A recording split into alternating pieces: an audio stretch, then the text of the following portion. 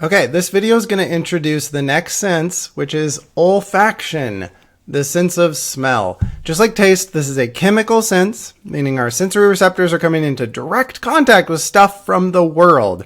Specifically, any molecule that's able to activate our sensory receptors for smell is something we'll call an odorant.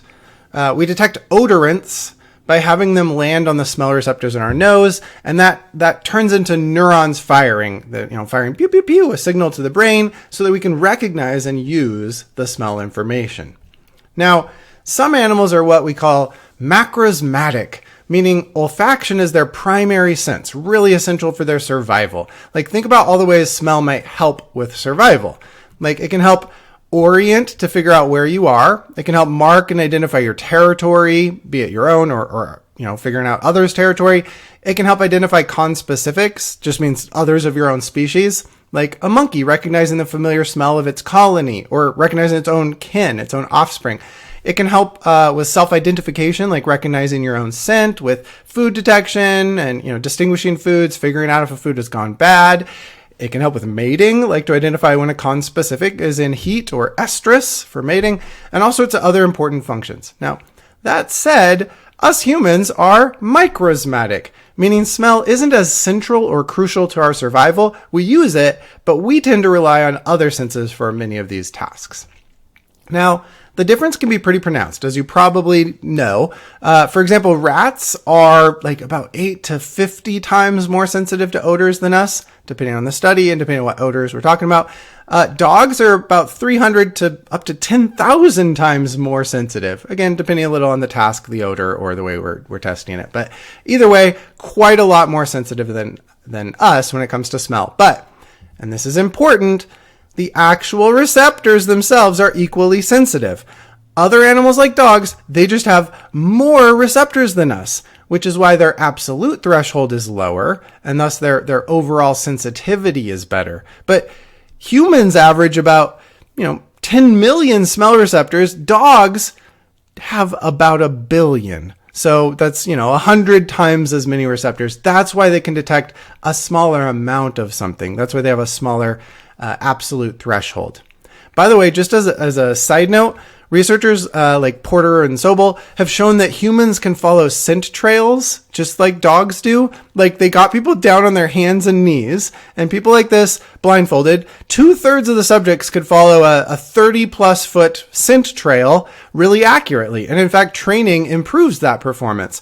We just don't normally rely on that sense because we can use our other senses, like our nice primate style of vision with our forward-facing eyes, intricate color vision, and large occipital lobes. But we can also get down on our knees and follow a scent trail. Now, before we move on to olfaction itself, you've probably heard about the idea of pheromones. And I just want to talk about this briefly, even if you're a little vague on what pheromones are. So technically, the definition of pheromones, they're what we call sort of external hormones, ways to release a signal into the air that then directly affects the endocrine system, the hormone system, of other members of the same species. Like, you're exuding a substance that, when my potential mate smells it, will automatically change their own hormone levels and thus their behavior. And indeed, pheromones are very common in some species. Like in insects, like ants leaving a scent trail, they're actually leaving pheromone trails, and they use pheromones to tell who belongs to their colony versus a different ant colony. But more complex animals, like many reptiles and even many mammals, also use pheromones. And in those creatures, it's detected not through our smell system. It's not detected through your normal smell circuitry. It's actually its own distinct chemical detection system, its own separate sense, where the chemicals are picked up by an organ that's called the vomeronasal organ. So it's near the smell stuff, but it's a different organ. Now, that said, what about humans? Turns out anatomical studies have shown time and time again, humans do not have a working vomeronasal organ. And in fact, tons of behavioral tests have made it very clear there's no solid evidence of any pheromone directly affecting behavior in humans. We don't seem to have a pheromone system. Any of those advertisements you see trying to sell you pheromones for dating are bullshit scams. They're trying to take your money with made-up fake science.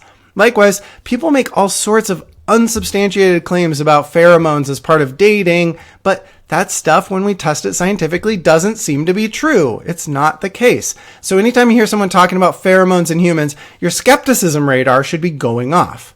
Now, the reason this might kind of surprise you is because we do have evidence that normal smell, the sense of olfaction, just standard smell, does affect our behavior in lots of ways, often due to associations, memories, and other mechanisms.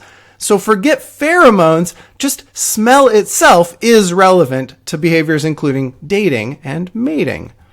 So just for example, Singh and Bronstad, back in 2001, they had a study where they had women wear the same t-shirt for 3 nights. So keep wearing the same t-shirt over and over for 3 nights without washing it during either the ovulatory phase of their cycle or the non-ovulatory phase of their cycle.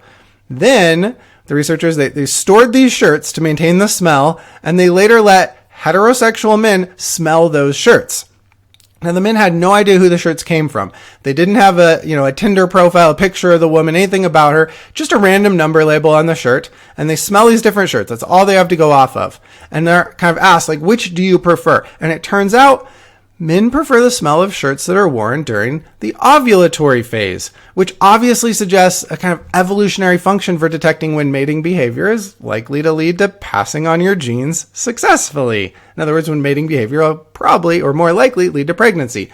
Men also end up having like higher testosterone levels when smelling the ovulatory phase shirts, lots of other things. Olfactory cues seem to signal reproductive fertility. And in fact, studies show that men who are born without a sense of smell, which is called anosmia, you can remember that because it kind of has nose in the word, so that'll help you remember that's the lack of sense of smell. People born that way, or men born that way, have fewer sexual partners across their lifetime. So it suggests that that sense of smell is used for mating. Another t-shirt smelling study came at it from kind of another direction, but similar process. In this case, they had college-aged men wear a t-shirt to bed. They did this one for 2 nights, just wearing the same shirt to bed. Then later, some heterosexual college-aged women smelled those totally unlabeled t-shirts that were put in kind of smell boxes, and they picked their favorites. But here's the key addition for that study. For all participants, the researchers had also measured each person's MHC variant. It's a genetic variant. It's called the major histocompatibility complex. But basically, it's like different immune system proteins, okay? And they found that women preferred the scent of men who had a different MHC variant than themselves, which makes some sense from an evolutionary perspective because a more diverse set of MHC genes means a stronger immune system for your offspring. So the people that we enjoy the smell of, whether it's conscious or unconscious, the people we're drawn to, partially based on their smell, may be actually signaling, again, totally unconsciously, but signaling some immune system genes that will be valuable to provide to our offspring in the future. Now, there have been other studies in this area, like lots of them actually. But for example, one that caught the news at the time when it came out found that lap dancers get extra tips during the ovulatory phase of their cycle. And they actually didn't get those extra tips during the ovulatory phase if they were on birth control. And this initially might seem like additional support for the idea we just talked about. Except, notice here, a study like this that just measures what phase are you in for a stripper? What phase are you in and what amount of tip did you get that night? That study lacks experimental control. It's a correlational design. And we've got some obvious confounds there that might explain the difference in tips. Like, consider that the dancer's behavior or her intentions might be pretty different during her ovulatory phase. So the difference in tips might be coming from how she's acting with people, not from her smell during that phase. So as always, beware of the quality of evidence, even if it supports your view, even if it agrees with other science. But overall, so this is an example of maybe not a strong study, not strong evidence, but overall, across other studies, we definitely have pretty strong reason to believe that smell, just normal standard olfaction, is involved in mating behaviors and dating behaviors. And you may have experienced this yourself kind of anecdotally, just in terms of finding yourself really enjoying your partner's smell, finding some people just seem to smell really good to you and some not so good, or maybe missing your partner's smell when they're traveling or after a breakup. As we'll see, smell is great at forming associations just through the normal processes of learning and conditioning, and it's especially attuned to make emotion-relevant connections, things that are have a strong affective component. Now, here I want to show just a brief video, just a couple minutes, that kind of summarizes this idea of smell and mating. It's Liam Neeson narrating. So let me get that going. Evolutionary psychologists begin by pointing out that, regardless of the culture in which we grow up, we all tend to respond the same way to a surprising variety of things.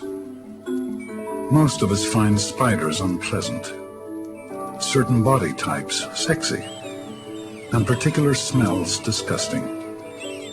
All, they say, are legacies of our evolutionary past. If we ask, for example, do rotten eggs smell bad? It's just a molecule, hydrogen sulfide gas. It doesn't have a smell.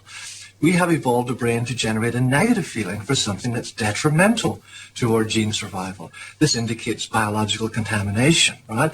If you were a dung beetle, the smell of rotten eggs might smell wonderful to you because the smell doesn't reside in the molecule. It resides in the evolved brain.